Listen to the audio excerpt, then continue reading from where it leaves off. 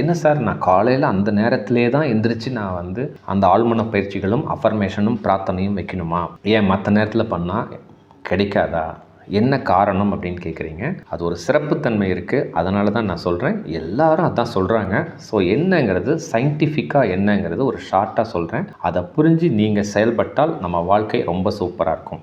அந்த வெப்பம், அந்த ஆற்றல் நம் உடம்புக்கு, நம்ம மனசுக்கு ஒரு சக்தியை கொடுக்கும். இதுதான் பிரபஞ்ச சக்தின்னு சொல்கிறாங்க, பிரபஞ்ச ஆற்றல்னு சொல்கிறாங்க, இயற்கையின் ஆற்றல்னு சொல்லலாம், காஸ்மிக் எனர்ஜின்னு சொல்லலாம். அந்த நேரத்தில் நீங்கள் செயல்பட்டால் நம்மளோட தேவைகள், நம்மளோட மனசு தெளிவாக இருக்கும், நம்மளோட எண்ணங்கள் சூப்பராக இருக்கும். அதனால் நம்ம என்ன அஃபர்மேஷன் பண்ணுறோமோ அதற்குண்டான சூழ்நிலைகள் சிறப்பாக கிடைக்கும்.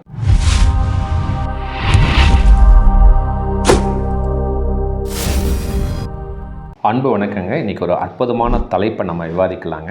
அடிக்கடி ஒரு 3 கேள்விகள் நிறைய பேர் கேட்டே இருக்கீங்க.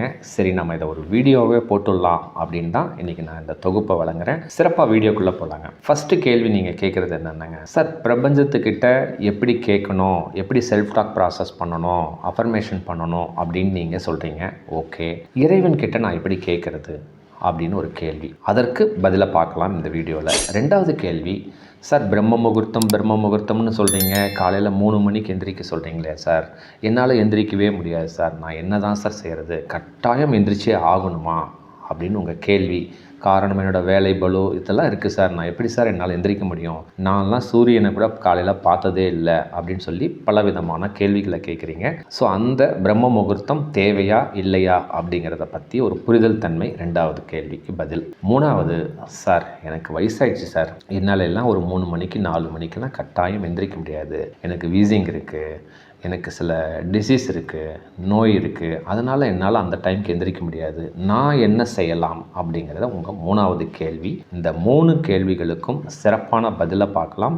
இந்த பதிலில் உங்களுக்கு ஏதாவது சந்தேகங்கள், கேள்விகள் இருந்தால் சிறப்பாக எனக்கு வாய்ஸ் மெசேஜ் பண்ணுங்கள். என்னுடைய நம்பர் 9080274280. கட்டணம்லாம் எதுவும் கிடையாதுங்க.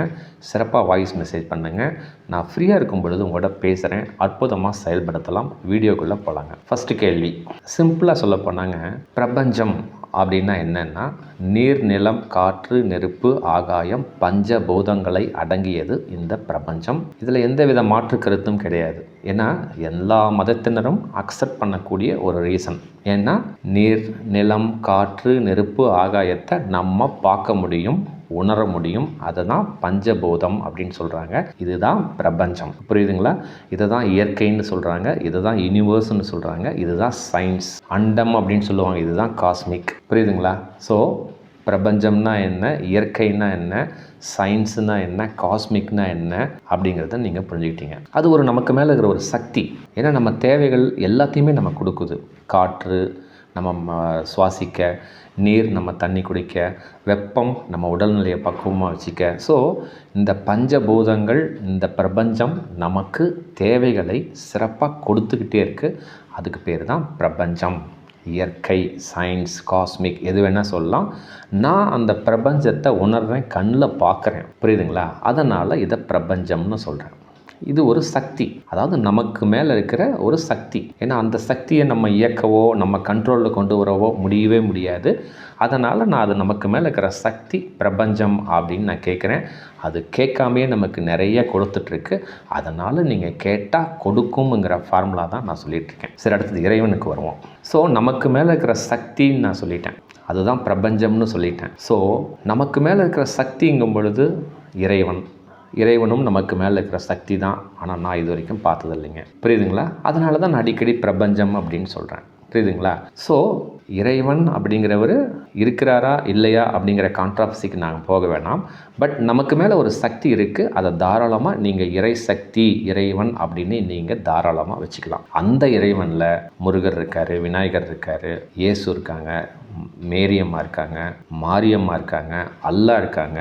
எந்த கடவுள் உங்களுக்கு பிடிக்குமோ அது எல்லாமே இறை சக்திங்க. தட் இஸ் ஈக்குவல் டு பிரபஞ்சம். இப்போ கிளியர் ஆகிடுச்சிங்களா? ஸோ ஒரு செல்ஃப் டாக் ப்ராசஸ் பண்ணுறீங்க, இல்லை ஒரு அஃபர்மேஷன் பண்ணும் பொழுது நீங்கள் பிரபஞ்சம் எனக்கு சிறப்பாக கொடுத்துருக்கு, இந்த இறைத்தன்மை எனக்கு சிறப்பாக கொடுத்துருக்கு அப்படிங்கிறத சொல்கிறத விட உங்களுக்கு எந்த இறைவன் பிடிக்குமோ அந்த இறைவன் பேரை சொல்லி நீங்கள் கேட்கலாம். ஸோ பிரபஞ்சம்னாலும் சரி, இறைவன்னாலும் சரி, எல்லாமே ஒன்று தான். நமக்கு மேலே ஒரு சக்தி இருக்குங்கிறத ஃபஸ்ட்டு நம்புங்க. இவ்வளோதாங்க கான்செப்ட். ஸோ பிரபஞ்சத்துக்கிட்ட நீங்கள் என்ன கேட்குறீங்களோ அதே தான் இறைவன் கிட்ட கேட்பீங்க. உங்களுக்கு பிடிச்ச இறைவன் கிட்டையும் அதே தான் கேட்கணும். இவ்வளோதாங்க ஃபார்முலா. இப்போ புரிஞ்சிருச்சிங்களா? இப்போ நான் என்ன பண்ணுறேன், எனக்கு ஒரு நல்ல வேலை வேணும் அப்படின்னு நான் நினைக்கிறேன்னா நான் என்ன சொல்லியிருக்கேன், அஃபர்மேஷனில் பிரார்த்தனை எப்படி பண்ணணும்னு சொல்லியிருக்கேன். இறைவன் அருளால் நான் சந்தோஷப்படுற மாதிரி அற்புதமான ஒரு வேலை, நல்ல வருமானத்தோட சிறப்பாக இந்த இறைத்தன்மை அல்லது இந்த பிரபஞ்சம் சிறப்பாக அற்புதமான சூழ்நிலையை எனக்கு கொடுத்துக்கிட்டே இருக்குது. நானும் சந்தோஷமாக செயல்படுத்துகிறேன். இறைவனுக்கு நன்றி அப்படின்னு நான் சொல்கிறேன். இதில் உங்களுக்கு கேள்விகள் வருது. சார் என்ன சார் இறைவனுங்கிறீங்க, பிரபஞ்சம்ங்கிறீங்க, எனக்கு பிடிச்சது ஒரு கடவுள் சார், ஒரு நேம் இறைவன் இருக்கார், அவங்க பேரை சொல்லலாமா? தாராளமாக சொல்லலாம். ஓகேங்களா? நிறைய பேருக்கு பார்த்தீங்கன்னா, இப்போ ஃபார் எக்ஸாம்பிள் எனக்கு அல்லாவை ரொம்ப பிடிக்கும். அல்லா தான் என்னுடைய கடவுள், அதுதான் என்னுடைய இறைவன் நீங்கள் வச்சுருந்தீங்கன்னா, அல்லாவின் அருளால் நான் சந்தோஷப்படுற மாதிரி எனக்கு ஒரு அற்புதமான வேலை, நல்ல வருமானத்தோட இந்த அல்லா எனக்கு சிறப்பாக கொடுக்குற சூழ்நிலையை சிறப்பாக கொடுத்துக்கிட்டே இருக்கிறாரு. நான் ரொம்ப சந்தோஷமாக இருக்கேன், அல்லாவுக்கு நன்றி. இவ்வளோ தாங்க அஃபர்மேஷன். ஸோ பிரார்த்தனைங்கிறது பிரபஞ்சத்திட்ட கேட்குறதா இருந்தாலும் சரி, அல்லா கிட்ட கேட்குறதா இருந்தாலும் சரி, இயேசு கிட்ட கேட்குறதா இருந்தாலும் சரி, மேரி கிட்ட கேட்குறதா இருந்தாலும் சரி, மாரியம்மா கிட்ட கேட்குறதா இருந்தாலும் சரி, விநாயகர் கிட்ட கேட்குறதா இருந்தாலும் சரி, சாய்பாபா கிட்ட கேட்குறதா இருந்தாலும் சரி, வெங்கடாஜலபதி கிட்ட கேட்டாலும் சரி, கடவுள்கள் அந்த இறைவன் நமக்கு பிடிச்ச இறைவனை நீங்கள் அஃபர்மேஷன் பண்ணும் பொழுது அற்புதமாக செயல்படுத்துங்க. இதே தான் இறைவன்கிட்டையும் கேட்கணும், பிரபஞ்சத்துக்கிட்டையும் கேட்கணும், நமக்கு மேலே இருக்கிற சக்தி கிட்டையும் கேட்கணும். இவ்வளோதாங்க கான்செப்ட். இப்போ புரிஞ்சிருக்கும்னு நினைக்கிறேன். அடுத்தது 2வது கேள்வி. சார் பிரம்ம முகூர்த்தம்னு சொல்கிறீங்களே சார், 3 மணிக்கெல்லாம் நான் எந்திரிச்சதே இல்லை சார். நான் எந்திரிச்சு அந்த டைமை கூட நான் பார்த்ததே இல்லை. நான் எப்படி சார் என்னால் எந்திரிக்க முடியும்? ஏன் சார் எந்திரிக்கணும்? ஏன் மற்ற நேரத்தில் இதை செய்யக்கூடாதா அப்படின்னு கேட்குறீங்க. ஒரு சிலர் சார் எனக்கு ஆஃபீஸ் முடியறதே எனக்கு நைட் டியூட்டி இருக்குது, நான் என்ன சார் பண்ணுறது அப்படின்னு கேட்குறீங்க. உங்கள் கேள்விகள் எல்லாம் 100% ஜென்யூன், கரெக்ட் தான். ஆனால் ஒரு புரிதல் தன்மையை நான் சொல்கிறேன். ஓகேங்களா? அதை நீங்கள் எடுத்துக்கிறதும் எடுத்துக்காததும் உங்களுடைய இஷ்டத்துக்கே நான் விட்டுறேன். பிரம்ம முகூர்த்தம் அப்படிங்கிறது சூரியன் உதயமாகிறதுக்கு முன்னால், அதாவது 3 மணிலேருந்து சூரியன் ஒரு 6 மணிக்கு உதயமாகுதுன்னா அந்த 3 to 6 தான் பிரம்ம முகூர்த்தம். ஏன் சார் அப்போ நான் எந்திரிச்சு நான் இந்த செல்ஃப் டாக் ப்ராசஸ்னால் என்னங்க? ஆழ்மன பயிற்சிகள். எதுக்காக நம்ம செய்கிறோம்? நமக்கு வாழ்க்கையில் பல நபர்களை கடந்து வந்திருப்போம். ஒரு வருத்தங்கள், வேதனைகள், ஒரு துக்கங்கள், ஒரு கோபம், ஒரு மன உளைச்சல், ஒரு வெறுப்பு, ஒரு பய உணர்வு இருக்கும். அதை ஃபஸ்ட்டு கிளியர் பண்ணுங்கள். அதுக்கு இந்த ஆழ்மன பயிற்சிகளான அன்பு தியானம், கேள்வி தியானம், ஆன்ம தியானம், சிறப்பு தியானம் மற்றும் மகிழ்ச்சி தியானம் மற்றும் கருணை தியானம்னு ஒரு லிஸ்ட்டு கொடுத்துருக்கேன். அதை செஞ்சுட்டு அதுக்கப்புறம் உங்களோட அஃபர்மேஷன் என்னங்க? பிரார்த்தனை. உங்கள் இறைவன்கிட்டையோ இல்லை உங்களுக்கு பிடிச்ச கடவுள்கிட்டையோ இல்லை பிடிச்ச பிரபஞ்சத்துக்கிட்டையோ அற்புதமாக பாசிட்டிவாக கேளுங்க. அப்படிங்கிறது தான் வழிமுறைகள் நான் உங்களுக்கு சொல்லியிருக்கேன். இந்த வீடியோ புதுசாக பார்க்குறவங்க, உங்களுக்கு ஆழ்மன பயிற்சின்னா என்னென்னு தெரில, செல்ஃப் டாக் ப்ராசஸ்னால் என்னென்னு தெரியல, இல்லை இந்த அஃபர்மேஷன் என்னன்னு தெரியலன்னா சேனலில் ப்ளேலிஸ்ட்டில் சிறப்பாக வீடியோ இருக்குது, அற்புதமாக பாருங்கள். இல்லை என்னோடய நம்பருக்கு நீங்கள் வாய்ஸ் மெசேஜ் கொடுங்க, நான் உங்களுக்கு சிறப்பாக அந்த வீடியோ அனுப்பி வைக்கிறேன். என்னோடய டிஸ்கிரிப்ஷன் லிங்க்கில் அந்த வீடியோஸை அட்டாச் பண்ணியிருக்கேன். சிறப்பாக பாருங்கள். புரிதல் தன்மை நலமாக வரும். உங்கள் கேள்விகள் என்னவாக இருக்குன்னாங்க, என்ன சார் நான் காலையில் அந்த நேரத்திலே தான் எந்திரிச்சு நான் அந்த ஆழ்மன பயிற்சிகளும் அஃபர்மேஷனும் பிரார்த்தனையும் வைக்கணுமா? ஏன் மற்ற நேரத்தில் பண்ணால் கிடைக்காதா? என்ன காரணம் அப்படின்னு கேட்குறீங்க. அது ஒரு சிறப்புத்தன்மை இருக்குது, அதனால தான் நான் சொல்கிறேன். எல்லாரும் அதான் சொல்கிறாங்க. ஸோ என்னங்கிறது சயின்டிஃபிக்காக என்னங்கிறது ஒரு ஷார்ட்டாக சொல்கிறேன். அதை புரிஞ்சு நீங்கள் செயல்பட்டால் நம்ம வாழ்க்கை ரொம்ப சூப்பராக இருக்கும். அதாவதுங்க 6 மணிக்கு சூரியன் உதயமாகிறார், எல்லாருக்குமே தெரியும். 6ங்கிறது 5:45 இருக்கலாம், இல்லை 6:10 இருக்கலாம், வாட் எவர் டைம் மாறும். அதுக்கு முன்னால் பார்த்தீங்கன்னா 3 மணி நான் சொல்கிறேன். 3, 4, 5, 6, அதாவது ஒரு 4 மணி நேரத்துக்கு முன்னால் இருந்தே பார்த்தீங்கன்னா 3 to 6 தான் பார்த்தீங்கன்னா பிரம்ம முகூர்த்தம் அப்படின்னு சொல்கிறாங்க. எதனால் இப்படி சொல்கிறாங்கன்னாங்க, சந்திரன் மறையிற நேரம், சூரியன் வருகின்ற நேரம் 6 மணி. ஸோ அந்த சூரியன் 6 மணிக்கு வரத்துக்கு முன்னால் ஒரு 3 மணிலிருந்தே அதனுடைய கதிர்கள், அதனோட வெப்பம் பூமியை நோக்கி வேகமாக வரும். அந்த நேரம், அந்த ஸ்டார்ட் ஆகிற நேரம் 3 மணி.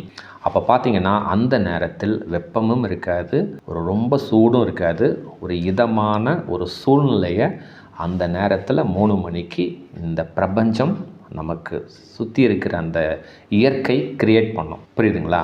அந்த அந்த அந்த காற்று, அந்த வெப்பம், அதாவது அந்த வெப்பம்ங்கிறது குளிர்ச்சியும் இருக்காது, வெப்பமும் இருக்காது, ரெண்டும் கலந்த ஒரு நடுநிலையான ஒரு காற்று ப்ளஸ் வெப்பம் அந்த நேரத்தில் வரும்.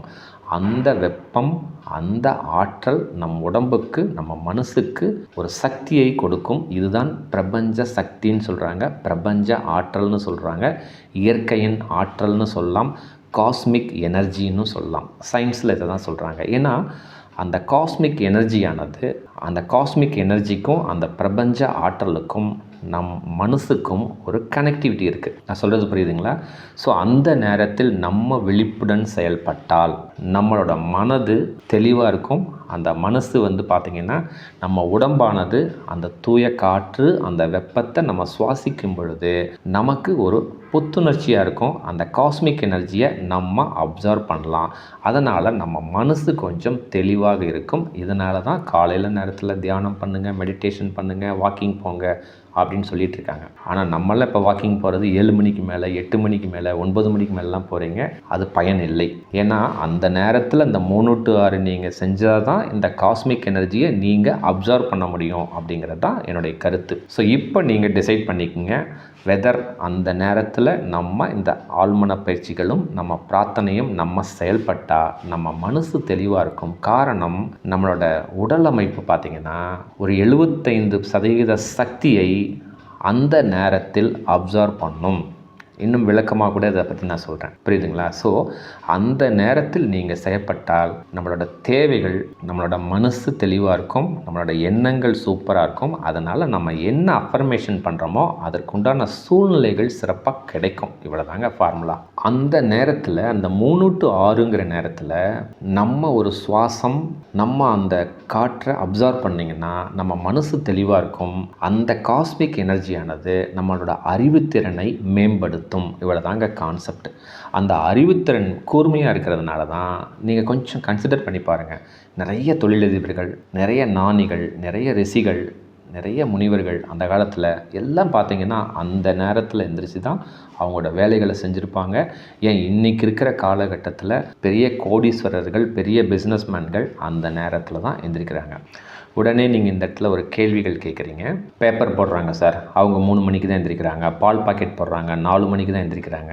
நான் என்ன சொல்கிறேன்னாங்க, அந்த நேரத்தில் எந்திரிச்சு அவங்க வாழ்க்கையெல்லாம் சரியாக இருக்கா அப்படின்னு கேள்விகள் நிறைய பேர் கேட்குறீங்க. நான் என்ன சொல்கிறேன்னாங்க, அந்த நேரத்தில் அமைதியாக நீங்கள் அந்த சுவாசத்தை, அந்த காற்றை, அந்த ஆற்றலை பெறுவதற்காக அமைதியாக நீங்கள் கவனிக்கணும். ஸோ நம்ம உடலுக்கு தேவையான 75% சக்திகள் அந்த 3 to 6 தான் நமக்கு கிடைக்குது. இதுதான் சயின்டிஃபிக்காக ப்ரூவ் பண்ணப்பட்ட உண்மை. சித்தர்கள் நூல்கள்லாம் எடுத்து பாருங்கள். 75% சக்திகள் நம்ம உடலுக்கு தேவையானது அந்த 3 to 6 தான் கிடைக்குதுங்கிறது தான் உண்மை. என்னென்ன சக்திகள் அப்படின்னு பார்க்கலாம். முதல் சக்தி அந்த காற்று. அந்த காற்று பார்த்திங்கன்னா மற்ற நேரத்தில் இருக்கிற காற்றை விட அந்த நேரத்தில் அந்த 3 to 6ங்கும் பொழுது அந்த காற்று சுவாசிக்கும் பொழுது அந்த சுவாசம் நம் மனசை, நம்ம உடம்பை தெளிவுபடுத்தும். 2வது வெப்பம். அந்த நேரத்தில் ரொம்ப கூலிங்காகவும் இருக்காது, ரொம்ப வெப்பமாகவும் இருக்காது. அது ஒரு விதமான மிக்ஸ்டு வெப்பம் நம் உடலை தெளிவுபடுத்தும். உடல் நலமாக இருக்கிறதுக்கு அந்த வெப்பம், அந்த குளிர்ச்சியான வெப்பம் நம்ம உடம்பை ரொம்ப சூப்பராக செயல்படுத்தும். 3வது பூமியில் பட்டவுடன் அந்த வெப்பமானது, அந்த சூரியனுடைய வெப்பம் பூமியில் பட்டவுடன் பூமியிலிருந்து சில கதிர்கள் நம்மளை நோக்கி வரும். பார்த்திங்கன்னா அந்த ஒரு 5:30 மணி 6 மணிக்கு அது பார்த்திங்கன்னா நமக்கு ஒரு அற்புதமான மாற்றத்தை கொடுக்கும்.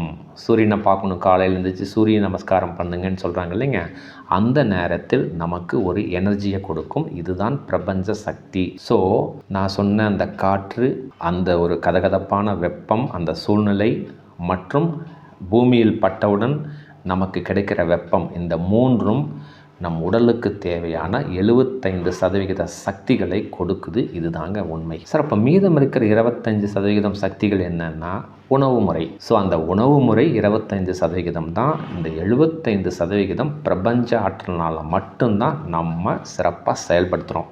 இன்றைக்கெல்லாம் நமக்கு ஏன் தெரியுங்களா இவ்வளோ நோய்கள் வருது? கொஞ்சம் யோசனை பண்ணி பாருங்கள். ஏன் இவ்வளோ டிசீஸ் 4448 நோய்கள் ஏன் வருது? காரணம் இந்த 3ஐயும் நம்ம கடைபிடிக்கிறதே இல்லை, அதை பார்க்குறதே இல்லை, அதை உணர்றதும் இல்லை. அதனால் உணவு முறையை மட்டும் நீங்கள் செயல்படுத்திகிட்டே இருக்கிறீங்க.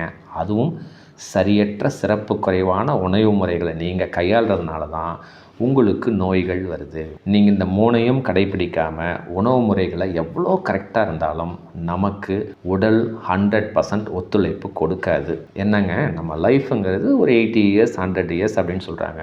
அதில் அட்லீஸ்ட் நம்மளே பார்த்துக்கணும். அதுக்கு ஏதாவது நமக்கு ஒரு நோய்களோ ஒரு உடல் குறைவோ வந்தாலும் நம்ம அதை செயல்படுத்தக்கூடிய கெப்பாசிட்டியில் இருக்கணும்னு சொன்னீங்கன்னா இந்த பிரம்ம முகூர்த்தம் நேரம் ரொம்ப அற்புதமான நேரமாக இருக்கும். அந்த நேரத்தில் அந்த 75% ஆற்றல் நம்ம பெறும் நேரத்தில் நான் சொல்கிற இந்த ஆழ்மன பயிற்சிகள், செல்ஃப் டாக் பயிற்சிகள் செஞ்சுட்டு உங்கள் தேவைகளை பிரார்த்தனை மூலம் அற்புதமாக செயல்பட்டால் 100% நடக்கும். இவ்வளோதாங்க காரணம் அந்த நேரத்தில் நம் மனது அறிவு தெளிவாக இருக்கும். இப்போ புரியுதுங்களா? இப்போ ஏன் எந்திரிக்கணும், ஏன் எந்திரிக்கக்கூடாதுங்கிறத நீங்கள் டிசைட் பண்ணிடுங்க. முடிஞ்ச அளவுக்கு ட்ரை பண்ணுங்கள். முடியாதவர்களுக்கு நம்ம போடுற அஃபர்மேஷன், நம்ம போடுற பிரார்த்தனை கொஞ்சம் லேட் ஆகும். புரிஞ்சுக்கிட்டா சரிங்க. அவரவர்கள் தேவைகளுக்கேற்ப நீங்கள் பொருத்தி பார்த்து செயல்பாடுகளை செய்யுங்க. 3வது கேள்வி, சார் எனக்கு ரொம்ப வயசாகிடுச்சு, எனக்கு வீசிங் இருக்குது, 55 வயசாச்சு, 60 வயசாச்சு, 70 வயசாச்சு, நான் எப்படி சார் அந்த நேரத்தில் எந்திரிக்க முடியும் அப்படின்னு சொன்னீங்கன்னா தயவுசெய்து அதே ஃபார்முலா தான் உங்களுக்கும். அந்த நேரத்தில் அட்லீஸ்ட் நீங்கள் எந்திரிங்க. பெட்லேயே கூட படுத்துகிட்டே இருங்க, விழிப்புடன் இருங்க. அட்லீஸ்ட் அந்த 75% ஆற்றலை பெறுவதற்கான முயற்சிகளை செய்யுங்க. அந்த சுவாசம், அந்த வெப்பம் ப்ளஸ் அந்த எதிர் வெப்பம் அதை அப்சர்வ் பண்ணுங்கள். அந்த நேரத்தில் படுத்துக்கிட்டே நீங்கள் அன்பு தியானம் பண்ணுங்கள், கேள்வி தியானம் பண்ணுங்கள். உங்கள் தேவைகளை பிரார்த்தனை மூலம் செயல்படுத்தினால் 100% மாற்றம் வரும். நான் எங்கேயுமே உங்களை அஃபர்மேஷன் பண்ணும் பொழுதோ இல்லை இந்த செல்ஃப் டாக் ப்ராசஸ் பண்ணும்போதோ தியானம் பண்ணணும் நான் எங்கேயுமே சொல்லிங்க. அமைதியாக இருந்து விழிப்புடன் இருந்து செயல்படுங்க அப்படின்னு தான் சொல்கிறேன். ஸோ இந்த 3 கேள்விகளுக்கும் உங்களுக்கு பதில் கிடைச்சிருக்கும்னு நினைக்கிறேன். இப்போ நீங்கள் டிசைட் பண்ணிக்கங்க எந்த நேரத்தை தேர்ந்தெடுக்கலாம். அந்த பிரம்ம முகூர்த்த நேரம்ங்கிறது நம்ம வாழ்க்கைக்கு ஒரு மாற்றத்தை கொடுக்குமா? ஏன்னா அந்த 75% சக்திகள் அந்த நேரத்தில் நீங்கள் செயல்பட்டால் மட்டும்தான் நமக்கு கிடைக்குங்கிற உண்மையை புரிஞ்சு நீங்கள் உங்கள் வாழ்க்கைக்கு என்ன தேவைங்கிறத செயல்பட்டால் 100% மாற்றம், மிராக்கிள் இந்த பிரபஞ்ச சக்தியால், இந்த காஸ்மிக் எனர்ஜினால் சூப்பராக நடக்குங்க. இதுதாங்க உண்மை. செயல்படுத்தி பாருங்கள். சூப்பரான மாற்றம், உடனடியாக மாற்றம் ஏற்படும். ஓகேங்களா? இந்த வீடியோ உங்களுக்கு பிடிச்சிருந்ததுன்னா சிறப்பாக உங்கள் நண்பர்களுக்கு, உறவினர்களுக்கு அற்புதமாக ஃபார்வர்ட் பண்ணுங்கள், ஷேர் பண்ணுங்கள். மிக்க நன்றிங்க. அடுத்த வீடியோவில் இன்னும் சிறப்பான தலைப்பில் அற்புதமாக பேசலாங்க. மகிழ்ச்சி.